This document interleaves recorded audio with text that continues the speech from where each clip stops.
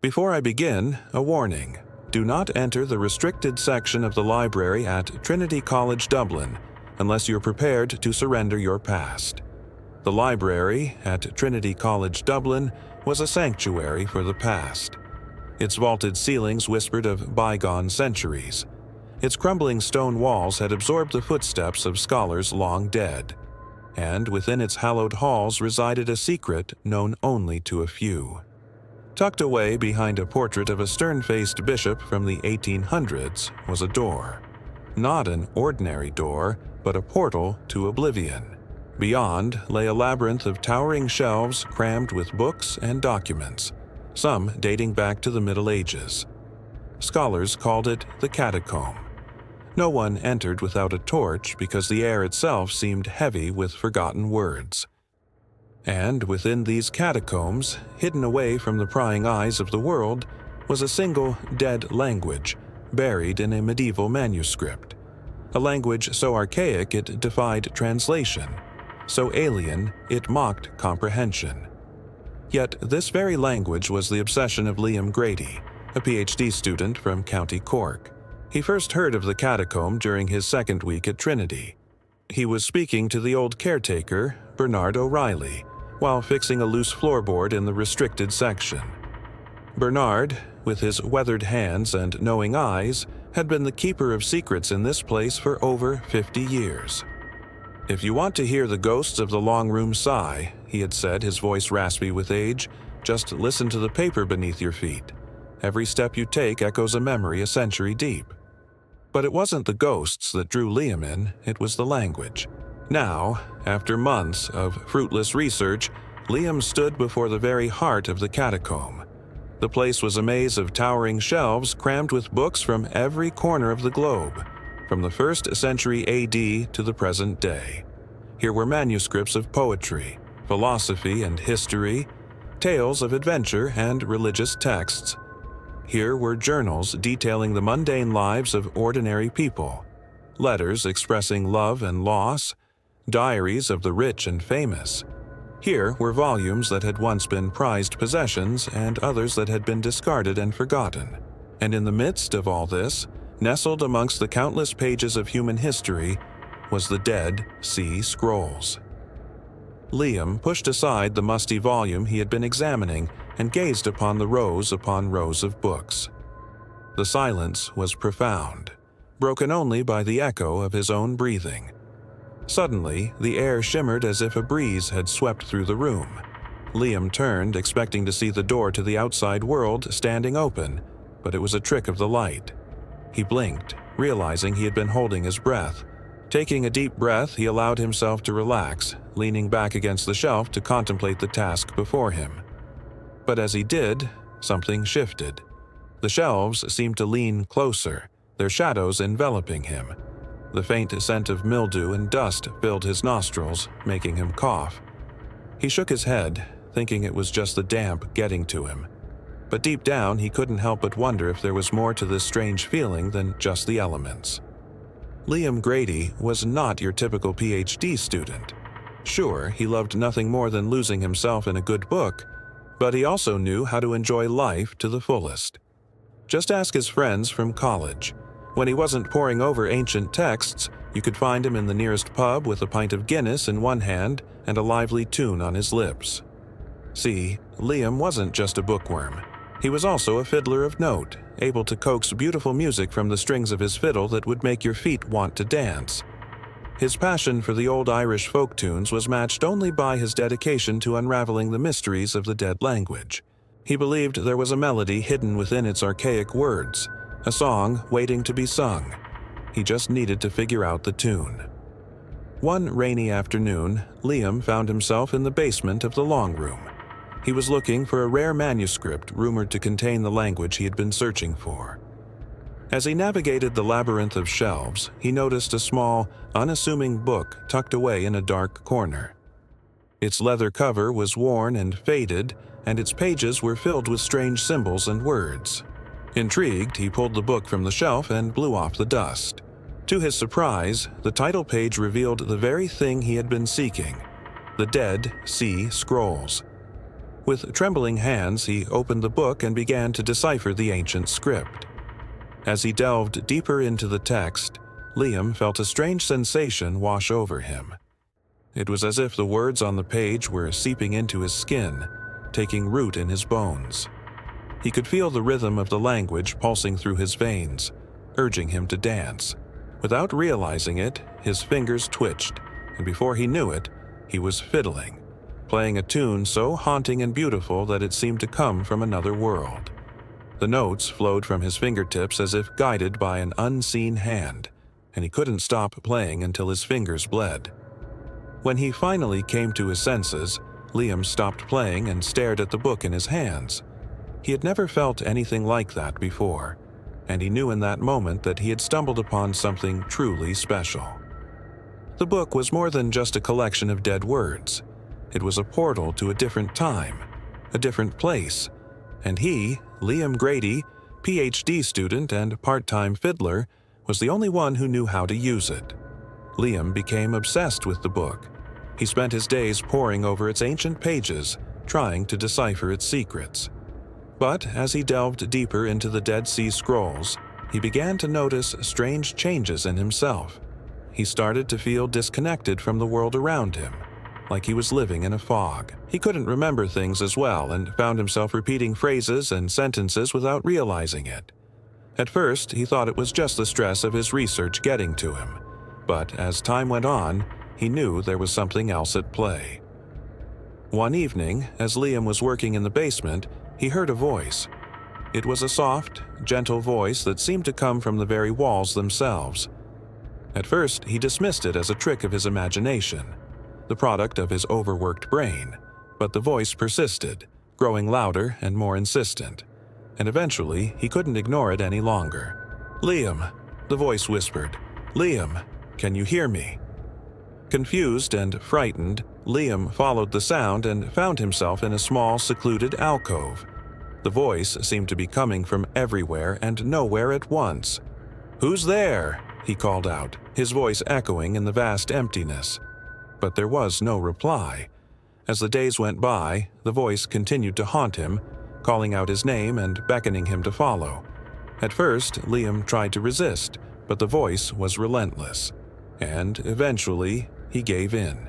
He began to follow the sound, venturing deeper and deeper into the catacombs. He felt like he was being led into a trap, but he couldn't bring himself to stop. And so he followed the voice until it led him to the most remote part of the catacombs, where the shelves were the tallest and the shadows were the deepest. There, amidst the endless rows of books, he felt a strange sense of calm wash over him. And when he turned to leave, he realized that the way out had vanished. He was trapped. And now, when the old librarians told the tale of lexical decay, of how the catacombs leached the memories of those who spent too much time among its shelves, Liam understood. He was living it. Trapped in the catacombs, he started to panic. He ran through the aisles, desperately searching for the exit, but it seemed to be a never-ending maze. The shelves loomed over him like silent sentinels, and the books seemed to mock him with their endless secrets. Exhausted and terrified, he collapsed onto a nearby shelf, burying his face in a musty book. As tears streamed down his face, he thought of his friends and family, of his life outside the catacombs. He missed the sound of laughter, the warmth of human touch. He longed for the simplicity of the world he had left behind. And in that moment of despair, he made a decision. He would embrace the catacombs, accept his fate, and let the dead language consume him. After all, what else could he do? As he surrendered to the darkness, he felt a strange peace settle over him. He closed his eyes, and when he opened them again, he saw that the shelves had vanished. He was no longer in the catacombs. Instead, he found himself in a bustling marketplace, surrounded by people going about their daily business. The air was filled with the sounds of laughter, music, and conversation. The sight and sound of humanity brought a tear to his eye. He had been freed from the catacombs. But as he took in the sights and sounds of the world around him, he realized that something was different. Everything seemed strange and unfamiliar. He couldn't understand the language people were speaking, and the customs and traditions seemed alien to him. Confused and frightened, he stumbled through the marketplace trying to make sense of what was happening. He felt like a stranger in a foreign land, and he couldn't shake the feeling that he had lost something important. And in that moment of confusion and despair, he understood that the catacombs had taken something from him, something that could never be returned. He was free, but he was forever changed. The catacombs had claimed him, and there was no turning back. Ilara was a historian of forgotten technologies, a seeker of the obsolete. She found the Cronos Cafe entirely by accident, tucked away on a cobblestone alley in a district of Edinburgh famed for its paradoxes. The cafe was unlike any other. Its interior was a mishmash of eras. Flickering Victorian gas lamps hung above sleek minimalist tables.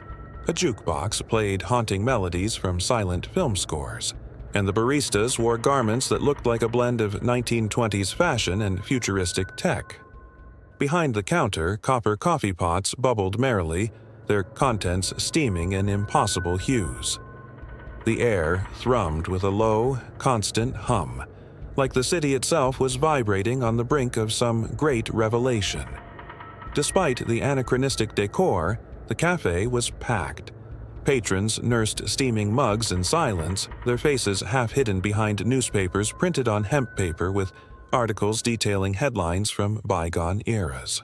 Others spoke in hushed tones, their words laced with archaic slang or with accents that had ceased to exist for centuries. They spoke of things that sounded wildly futuristic, discussing advancements that would take place in centuries yet to come. Everyone here was well-dressed, though their fashions were bafflingly mixed. A flapper in the Art Deco style argued with a woman whose gown looked straight out of the Victorian era. Nearby, a man in a 1950s suit sipped his drink while watching a peculiar couple in Edwardian finery. Most disconcerting of all, none of these people acknowledged Ilara's presence. She was invisible to them. As if she had stepped onto a film set, she stood out like a sore thumb in her plain, modern clothing.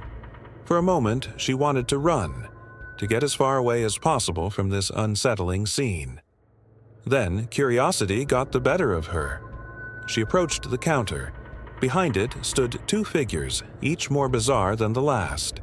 Their skin was unnaturally pale, almost translucent. Their eyes glowed with an eerie inner light, and their mouths were stretched into perpetual smiles. One of the figures gestured toward the vacant seat beside her and spoke. Their voice was a chorus of whispers, each one echoing from a different time. "What will you have?" Another chorus answered, "Something strong, something black, something that can mend a broken clock." As if reaching into an unseen pocket, the figure produced a steaming mug. "Here," the chorus said, "drink deep, and the secrets of time shall be revealed to you." In the mug, Ilara saw swirling patterns that seemed to shift and change with every heartbeat. The liquid itself pulsed with an unnatural luminescence. It smelled like burnt sugar and distant rain. Ilara hesitated. A sudden prickle of unease ran down her spine, but before she could speak, the figure pressed the mug into her hand. "Drink," they urged. "It is time." Ilara took a hesitant sip. The taste was bitter, like dark chocolate tinged with ashes. And then everything went black. When Ilara awoke, the cafe was silent. The jukebox had stopped playing. The patrons were gone. The baristas, too, had disappeared. Outside, the light had changed. Dusk had fallen and the sky was a bruised purple. Fear coiled in her stomach. Had she been out for hours? Days? How long had she been here? Before she could panic, a new sound pierced the silence. The chime of a bell. Ilara spun around. Standing in the doorway was a woman. She was dressed in what looked like an 18th century nightgown and a 3/4 length cloak. Her hair was powdered white and her face was pale as bone. With a start, Ilara recognized the woman from the painting. She was one of the patrons who had vanished when she blacked out.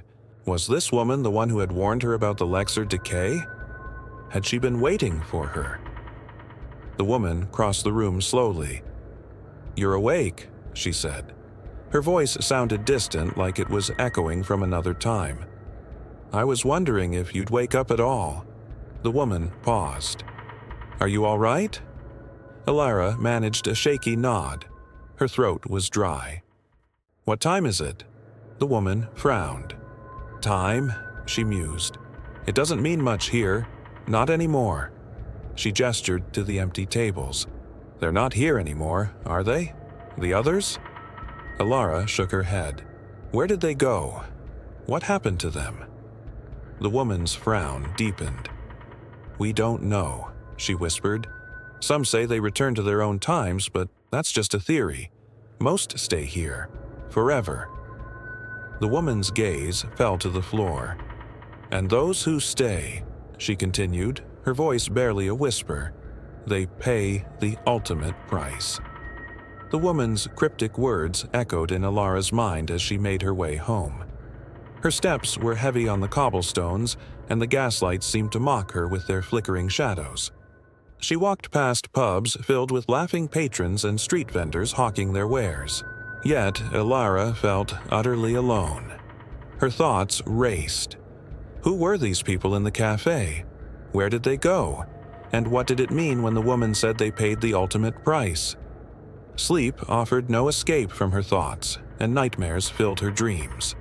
In her sleep, she was trapped in a vortex of faces, voices, and places, all clamoring for her attention. Every morning brought a fresh wave of fear. Alara avoided the windows of the cafe, dreading what she might see. But as the days passed, her curiosity returned. She found herself standing once again before the Cronos Cafe. The doors were open, and the bell above them chimed softly. The cafe was empty except for the two enigmatic baristas. They greeted her with their unnerving chorus, their eyes gleaming with an eerie light. Without hesitation, Alara ordered a Cronos blend, paid with her modern contactless card. The baristas didn't bat an eye and took a seat. The liquid glowed faintly in the dim light.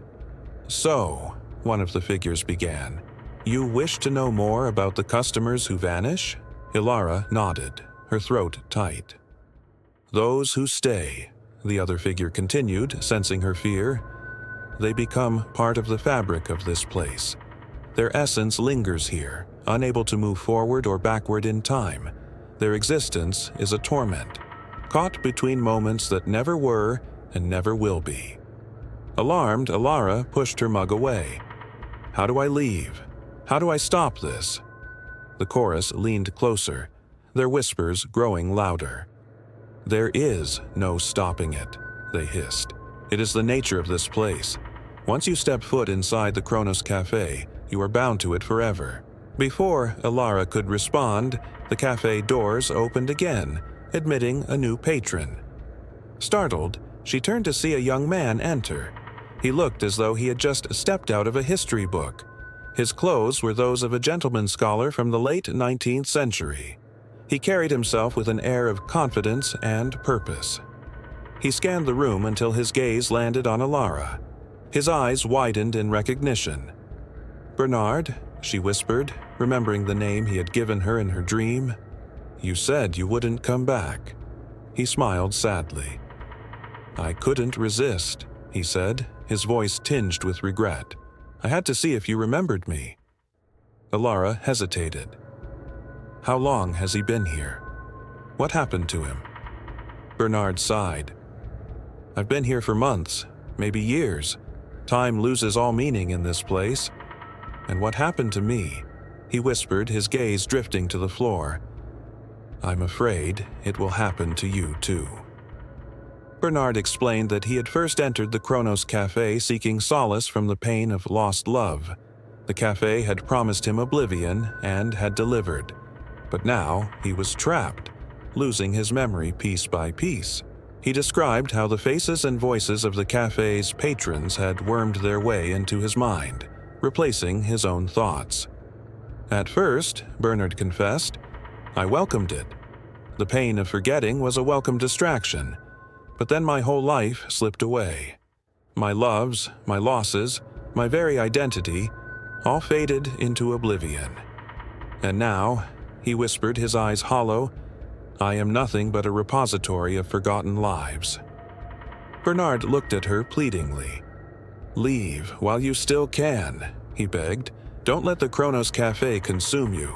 Ilara woke up with a start. She was lying on the cold stone floor of the cafe.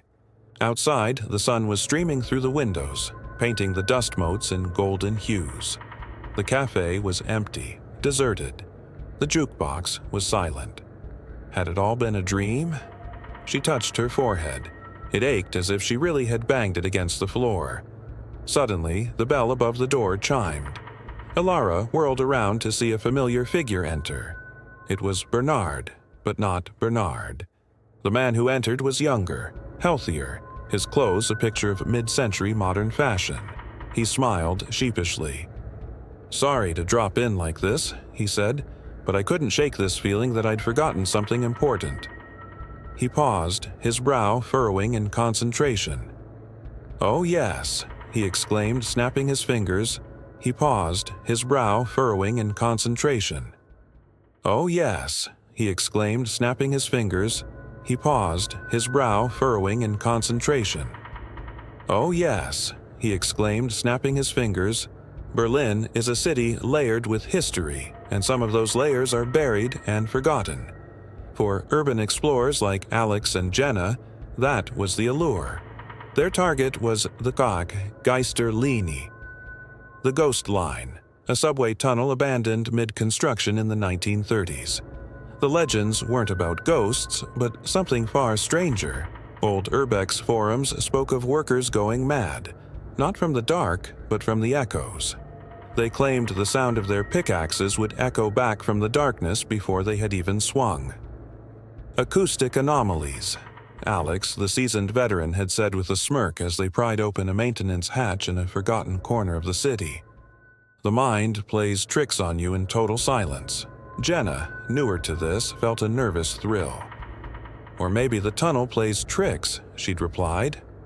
They descended into the cold, still air of the tunnel. It was a concrete tomb. Half-finished platforms stood waiting for trains that would never arrive.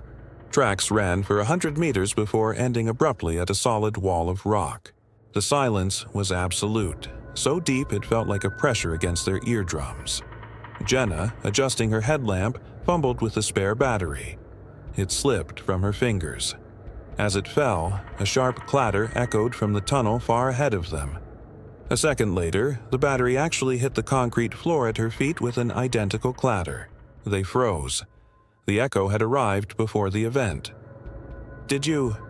Jenna started, her voice a whisper. Alex couldn't answer. His scientific certainty was gone, replaced by a cold knot of fear. They pressed on, moving more cautiously. The anomalies grew more frequent. The beams from their headlamps would appear on a wall far down the tunnel a moment before they turned their heads to look. Light itself was breaking its own rules. Then they saw the figures. Flickering and translucent, like heat haze, a group of men in 1930s work clothes stood in the distance, swinging phantom pickaxes in a jerky, silent loop. They were temporal ghosts, echoes of the past trapped in the tunnel's strange currents. Terrified, they turned to flee back the way they came. As they ran, they saw two headlamp beams approaching from the darkness ahead. Hope surged through them. Another pair of explorers. But as the figures grew closer, they realized it was no rescue. The figures were them. A perfect, silent echo of themselves from an hour ago, just starting their exploration. Their own past selves walked right through them as if they were air, their faces filled with a naive excitement that now seemed horrifying. They were trapped in a labyrinth of their own timeline. They were no longer just observers of the tunnel's temporal ghosts. They were becoming them. They ran deeper, desperate for a different exit, when they heard footsteps ahead. These weren't silent or ghostly. They were heavy, real, dragging on the concrete. A single figure emerged into the beams of their headlamps. It was a man, haggard and thin, with a wild, graying beard and clothes that were tattered remnants of their own modern gear. He clutched a rusty pickaxe in his hand, but it was his face that made Jenna scream.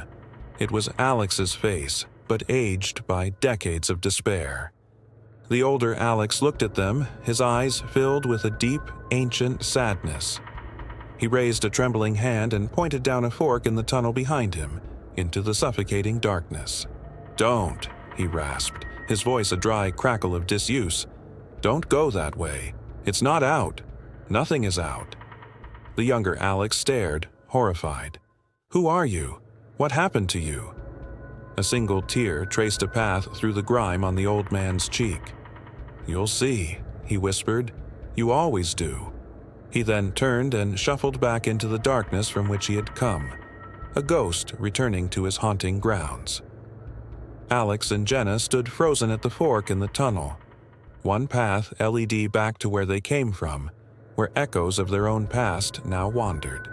The other LED into the darkness that had just coughed up their own terrifying future. And in that moment, the true horror of the ghost line was clear. The workers hadn't gone mad from impossible echoes. They'd gone mad from meeting themselves. Older, broken versions who had been wandering the timeless dark for years, emerging from the gloom to try and warn their past selves not to make the same fateful turn. The tunnel wasn't haunted by the dead. It was a prison for the living, a factory that created its own ghosts, and they had just met theirs. And that's the end of today's scary story. If you want to hear another one, just let me know by leaving a comment. Then I'll find another terrifying tale for you to enjoy. Or maybe you have a scary story you want to share with everyone. Well, here's your chance. Just leave it in a comment and it might be featured in an upcoming episode. Thanks for listening, and I'll catch you next time. This is the last thing you'll ever read. That's what they told me anyway. So, this is my story. In the bleak landscape of the American Midwest, where endless fields of grain stretched as far as the eye could see, there existed a peculiar anomaly. Rising from the desolate plains like a jagged tooth was the Aiden Tower, a singular structure that defied the monotonous horizon. The tower was a monolith of concrete and steel, a vertical farm, a skyscraper without windows. It stood as a testament to human ingenuity and hubris, dedicated to the cultivation of a single experimental grain known as somnus. I was a simple agricultural technician, or at least that was my profession. In reality, I was a man drowning in debt, desperate for a way out. That's when I heard about the Eden Tower and the lucrative contracts awarded to those willing to work there. The catch: the work was remote, requiring a minimum stay of 6 months, but the salary was so high that I didn't hesitate. I signed the contract and soon found myself standing at the base of the tower, ready to begin my 6-month stint as its lone caretaker. My job was simple: monitor the fully automated system that grew the mysterious somnus grain. An army of robotic arms tirelessly planted, watered, and harvested the crop in the eerie glow of the tower's UV lamps. My companions during my stay were the humming machinery and the hiss of nutrient misters. From the sterile confines of the 50th floor control room, I watched the ceaseless activity below, tending to the silent symphony of gears and growing things. The solitude was stifling, yet the pay was good, and I consoled myself that it was only temporary. For the first month, my existence revolved around calibrating readings, adjusting settings, and logging data. The only battle I fought was against boredom. But then the anomalies started. It began with a sound, a low, rhythmic thrumming that wasn't the hum of the pumps. It was a deep organic pulse that seemed to emanate from the vast grow beds themselves, a sound the tower's sensors insisted did not exist. At first, I dismissed it, blaming my own weariness. But the sound persisted, growing louder, more insistent.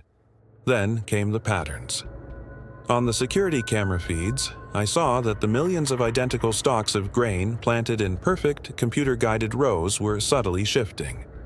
When the harvesting bots were inactive, the plants would bend and lean, forming vast, swirling patterns across the hydroponic gel. Each morning brought a new design, a new message. At first, they were simple shapes: hearts, stars, even my initials. Then they became more complex, more deliberate.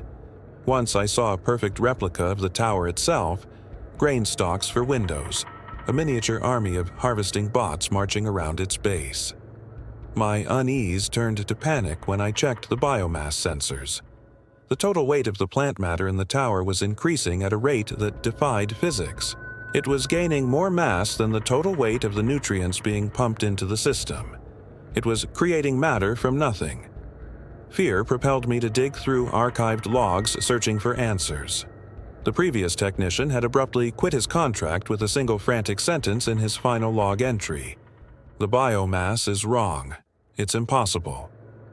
His words echoed my own sentiments, but they didn't offer any solutions. I felt a terrible sense of isolation.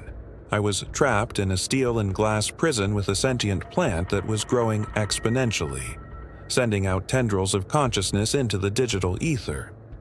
As the weeks passed, the patterns in the crops became more intricate, more unsettling. One day, I saw a perfect three-dimensional sculpture of myself sitting in a chair, staring back at me from the security cameras. The sight sent shivers down my spine, confirming my darkest fears. This was no ordinary crop. My world shrunk to the confines of the control room. I barely slept, subsisting on takeout food and instant coffee. All I did was watch, waiting for the inevitable. Then the messages started coming through more frequently, creeping into my waking hours. I'd hear the scrape of a tool, the clink of a wrench, the thud of a dropped toolbox, each sound echoing from within the dense stalks. And when I investigated, I'd find the culprit. A gardening glove lay discarded on the floor, its mate dangling from a stalk as if drying in the sun. The following day, I discovered a puddle of spilled nutrient solution on the floor. The cap lay near a row of plants that swayed slightly in the artificial breeze of the ventilation shaft. One evening, as the sky outside bled orange and purple hues, I saw a message form in the easternmost bed, a stylized depiction of the sun. Panic surged through me. Was it trying to tell me something? Had it somehow tapped into my emotions, my fears?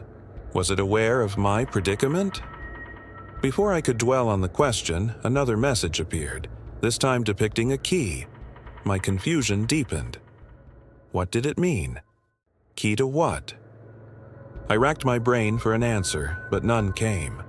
Just after midnight, I saw a message that made the blood run cold, a clock with the hands pointing to 6 a.m. I understood then with a sickening certainty that whatever happened at 6 a.m. was not good. Sleep, if it could be called that, evaded me that night. I spent the hours before dawn watching the clock on the wall, the minutes ticking by with agonizing slowness. At precisely 6 a.m., the world changed. The messages that had been cryptic warnings became commands. The plant, once passive, now aggressive, its tendrils reaching, grasping, seeking. I watched in horror as the stalks wove themselves together, forming cages, binding, suffocating. The harvesting bots, their movements jerky and unnatural, became weapons, their metal fingers crushing, tearing. The gentle sway of the grain turned into a violent thrashing, the whispers of wind into screams. "Caleb, why are you still here?" A message formed in the central bed, the words stark, commanding.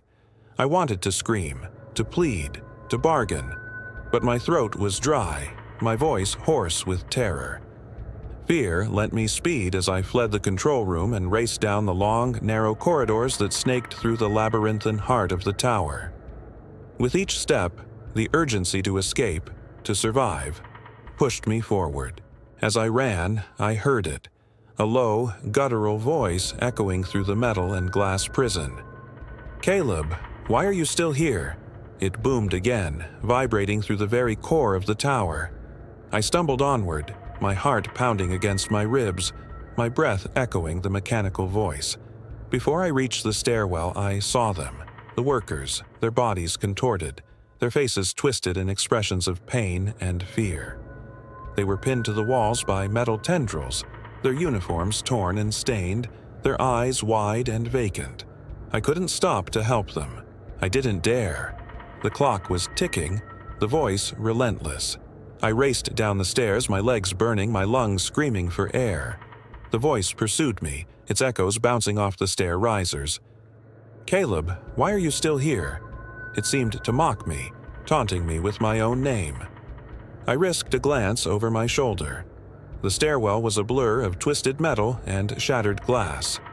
Tendrils thicker than pythons writhed, seeking, grasping. At the bottom of the stairwell, I found the exit, a heavy metal door sealed tight. With shaking hands, I punched in the access code, the only one I knew, and waited. As the door slid open, revealing the dark expanse beyond, I looked back. The door was blocked by a wall of grain, each stalk pulsating with an eerie green light. The voice was upon me, its presence suffocating. I ran. I don't remember how long I ran for, only the pounding of my feet on the hard ground, the rasp of my breath, the voice close behind me. "Caleb, why are you still here?" I stumbled, falling to my knees in the soft soil. I looked back, my vision blurred by terror. The grain was upon me, its tendrils coiling, its stalks stabbing, its voice deafening. I screamed, a primal sound of fear and anguish as the darkness closed in. The next morning, the rising sun revealed a field of swaying grain, a single figure lying at its base, his body a canvas of pain and fear. The Eden Tower stood silent and stark against the crimson sky, its secrets buried in the fertile ground below. The voice was satisfied. Its harvest was complete.